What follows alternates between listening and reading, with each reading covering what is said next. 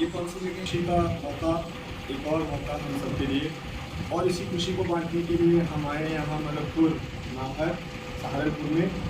यहाँ राशि साहब के बेटे अहमद ने बहुत अच्छा स्कोर किया है,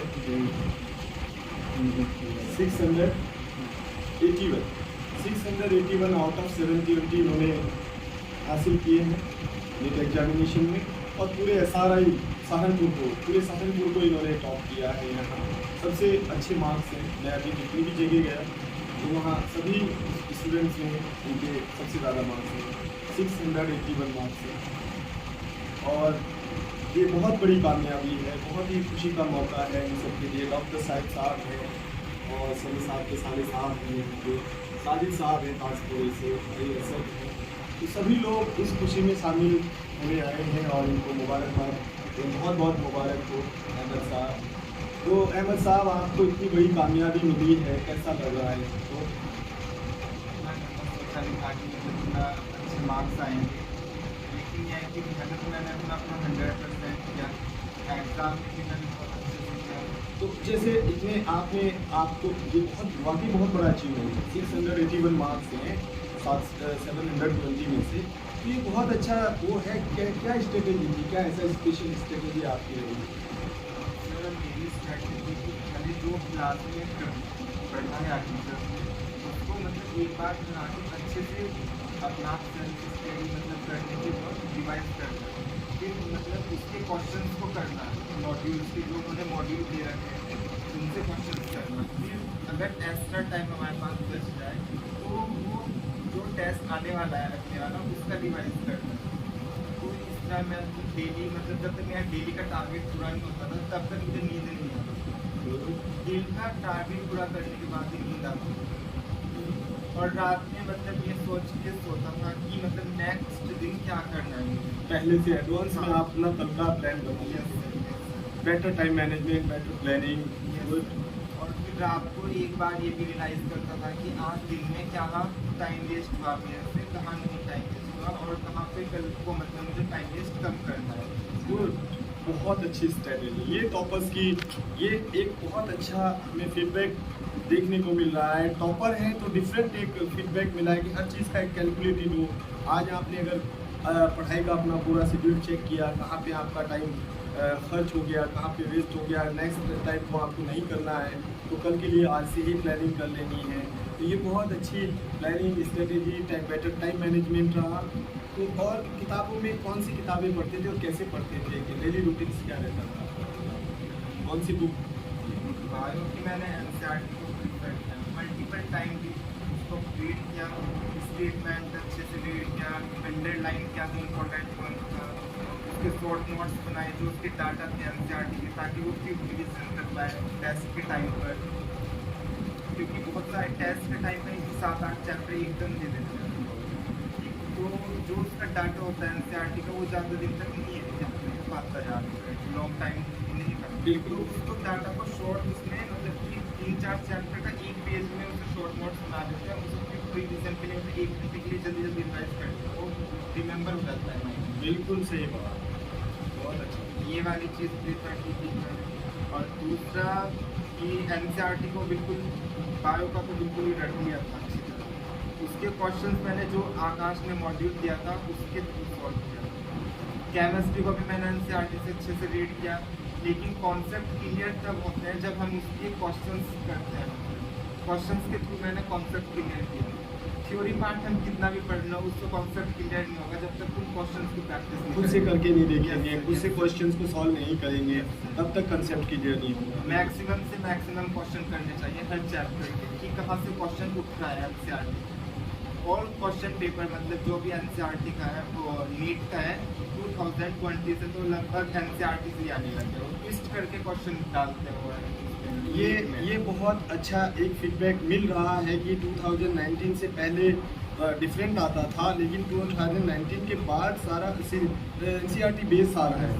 तो जो भी स्टूडेंट्स प्रिपेयर कर रहे हैं उनको NCERT को मल्टीपल टाइम वो करना चाहिए। और जैसे इन्होंने बताया कि पढ़ने का जो तरीका बताया कि शॉर्ट नोट्स बनाइए, आप उसको पॉइंट्स में लिखिए, कहीं क्विक नोट्स, क्विक रिवीजन के लिए अपनी स्ट्रेटेजी बनाइए, क्योंकि सारा सिलेबस एकदम से आप रिकॉल नहीं कर सकते। उसके लिए एक अच्छी स्ट्रेटेजी जो इन्होंने बताई है वो करिए जी। और टेस्ट को कभी भी मतलब मैंने लीव नहीं किया, जहाँ उसमें मेरे मतलब कि 400 नंबर आ रहे हैं, 450 नंबर आ रहे हैं। मतलब ये है कि उससे अपनी मिस्टेक दिख रही थी उसमें टेस्ट में कि मेरा कौन सा कॉन्सेप्ट क्लियर नहीं है। तो भी कौन सा कॉन्सेप्ट में मतलब मेरी गलती हो रही थी, मैंने टीचर से फोकस किया कि मेरे ये कॉन्सेप्ट मेरे से विशेषता नहीं हो रहा है, तुम इसे दोबारा बताओगे। तो उन्होंने मतलब कुछ भी मना नहीं किया, टीचर ने मुझे सब बताया। उनका मैंने स्टेशन से व्हाट्सएप नंबर भी दे रखा था अलग से कि मतलब मैं उनसे अलग से पूछ लेता हूँ। ये बहुत अच्छा फीडबैक यहाँ पे हमें मिल रहा है, बहुत अच्छी मैं स्ट्रेटेजी। प्रॉपर इसमें आना चाहता आकाश, क्योंकि मैं इसमें आना चाहता क्योंकि वो लास्ट मंथ में इंटेंसिव प्रोग्राम कंडक्ट कराते हैं। इंटेंसिव प्रोग्राम कंडक्ट की वो डेली टेस्ट पेपर कंडक्ट कराते हैं, वो घर के लिए भी देते हैं टेस्ट और मेकर भी देते तो हैं। यहाँ पे मैं एक क्वेश्चन, आपने क्या टोटल सेल्फ स्टडी की या फिर कोचिंग, किस तरह से रहा आपका ये जो प्रिपरेशन की journey in terms of coaching self study, क्या किस तरह रहा, कैसे आपने सेल्फ स्टडी मतलब कि या वो जो कोचिंग ने पढ़ाया, कोचिंग आपने कब की? कोचिंग किसी है इसलिए पहले उसने आपने पूरा सेल्फ स्टडी किया। मतलब कि सेल्फ स्टडी में लॉकडाउन की वजह से हम अच्छा नहीं कर पाए थे, थोड़ा स्ट्रेस वगैरह हो गया था, क्योंकि थोड़ा सीनियर से भी कांटेक्ट हो पा रहा था फिजिकली। तो फिर मैं रिया से जो मेरे प्रेजेंट में NIT जलंधर में तो BTech का फाइनल ईयर है, उनसे मैंने एडवाइस दी कि मेरे से यहाँ पे लैक हो रहा है, टेस्ट का कॉन्फिडेंस नहीं आ रहा है, जबकि क्लास में बैठ के अपने नंबर को पुस्तक करते हैं। मतलब आपको एक जो कॉम्पिटिटिव एटमोसफेयर था वो नहीं मिल पा रहा था, नहीं मिल पा रहा और आप जो टेस्ट भी ट्राई करते थे उसमें भी आपको वो कॉम्पिटिटिवनेस नहीं फील हो रही थी, इसलिए आपने ऑफलाइन कोचिंग ज्वाइन की। और वहाँ के जो टेस्ट है वो जो क्रेडिट कैसा, आपके बेसिक्स तो आपने उससे बुक से क्लियर कर ली, उन पर कमांड कर ली, और जो टेस्ट का रिदम था जो आपके 3 घंटे में आपको उस दिन एंट्रेंस के दिन क्लियर करना होता है, वो प्रैक्टिस के लिए आपने ऑफलाइन वो लिया कोचिंग ली। और जो आपकी टेस्ट प्रैक्टिस थी वो वहाँ के डेली टेस्ट, वो टेस्ट सीरीज को सॉल्व करके वो प्रैक्टिस, और उस स्ट्रेटेजी से आपने ये 681 मार्क्स हासिल किए। तो जिस दिन आपका एंट्रेंस था उस दिन उस 3 घंटे की वो बताइए कि उसमें आपने क्या क्या ट्रिक थी आपकी, क्या कैसे ट्राई किया? एक्चुअली मतलब मैंने जो इजी सब्जेक्ट था, मुझे इजी लगता था, उसको सबसे पहले करने की कोशिश किया था। बायो मतलब मेरा स्ट्रॉन्ग सब्जेक्ट था, उसको मैंने पहले किया।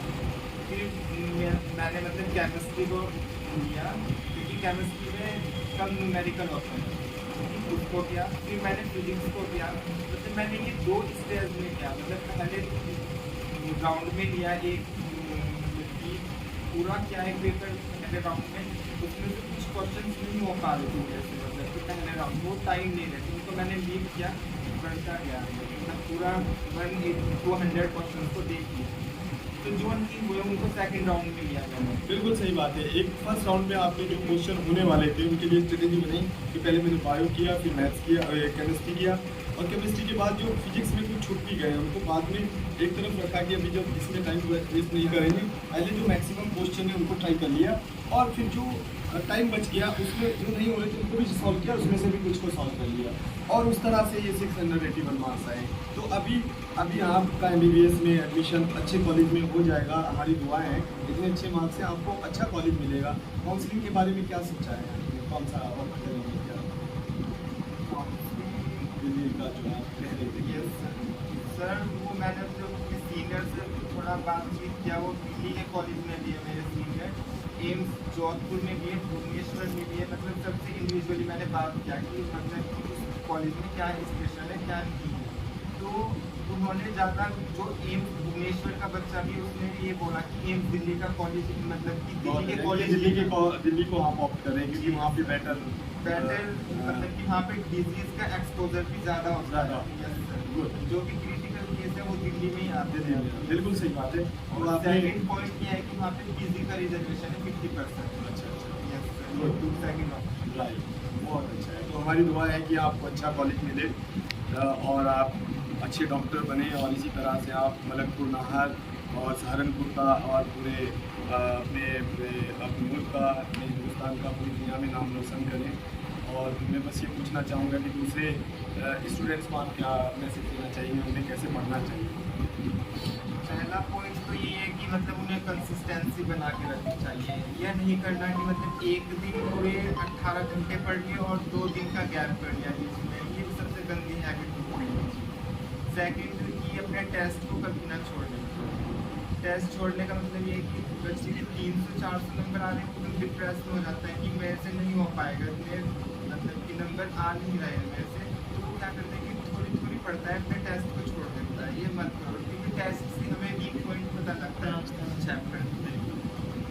थर्ड ये है कि अपने डाउट पूरे दिन का मतलब कि बना लो नोट्स, मतलब एक बार डायरी बना लो कि मेरा डाउट क्या है, कल को सर से पूछ लो जाके। बिल्कुल सही बात है। डाउट तुरंत क्लियर होना चाहिए, बर्डन ना होना चाहिए, उसको कंटिन्यू नहीं करना चाहिए, डाउट लेके आगे नहीं जाना चाहिए उसको। यही फ़ायदा है हमारी कोचिंग का, जब हम अपने बुक्स पे कमांड हो जाती है तो जो कोचिंग ऑनलाइन ऑफलाइन हम करते हैं उसमें जो हमारे डाउट्स हैं, जो प्रॉब्लम्स हैं, उसको अपने जल्दी से रिजॉल्व करना चाहिए, पूछ लेना चाहिए सीनियर से, ट्यूटर से, उसको रिजॉल्व कर लेना चाहिए। बहुत अच्छा फीडबैक आपने दिया है। तब आप स्टूडेंट्स के लिए एक स्ट्रेटेजी जो आपकी रही है, smart strategy, smart study approach रही है, उसके बारे में आपने बताया, तो बहुत मुबारक हो आपको। आपके वालिद साहब भी यहाँ हैं, आपके आया साहब भी यहाँ हैं, उनसे भी हम पूछेंगे कि इतनी बड़ी सक्सेस मिली है तो उसके बारे में आप क्या कहना चाहेंगे? पहली बात तो है कि बच्चे को अपना पढ़ने का शौक है। जब बच्चा पढ़ता है तो माँ बाप बिल्कुल सही बात है। माँ बाप को बच्चों का जो इंटरेस्ट, जो बच्चे करना चाहते हैं, माँ बाप को उसमें सपोर्ट करना चाहिए और जो फैसिलिटी उस गोल को अचीव करने के लिए चाहिए माँ बाप को प्रोवाइड करनी चाहिए। तो बच्चे ऑनेस्टली अगर मेहनत करेंगे तो जरूर उनको माँ बाप मिलेगी। सही बात। आपके ताया साहब भी यहाँ पे, उनसे भी पूछेंगे कि कुछ कहें वो आपकी फैमिली को। बस मेरा तो यही कहना है बच्चों से कि किसी भी फील्ड में जाए, कोई भी काम करें, जुनून के साथ बना लें। जुनून के साथ अगर काम करेंगे तो इंशाअल्लाह उसमें कामयाबी मिलेगी, और जुनून रवैये से अगर काम करेंगे तो काम तो चलता रहेगा। आदमी किसी भी एक्स्ट्रा ऑर्डिनरी ऑब्जेक्टिव को कोई भी फील्ड है, उसके लिए मेहनत की, जुनून की बहुत ज़रूरत है। तो उसमें अपने आप को बहुत, अगर आप मेहनत ईमानदारी के साथ काम करें, जुनून के साथ काम करें तो इंशाअल्लाह अल्लाह पाक कामयाबी देते हैं। जी, कंपटीशन का दौर है तो आपको मेहनत करनी चाहिए, और जितनी आप मेहनत शिद्दत के साथ करेंगे उतनी बड़ी कामयाबी है। तो बहुत बहुत मुबारक हो आप सबको, ये बहुत बड़ा अचीवमेंट। यही खुशी हम यहाँ शेयर करने आए थे।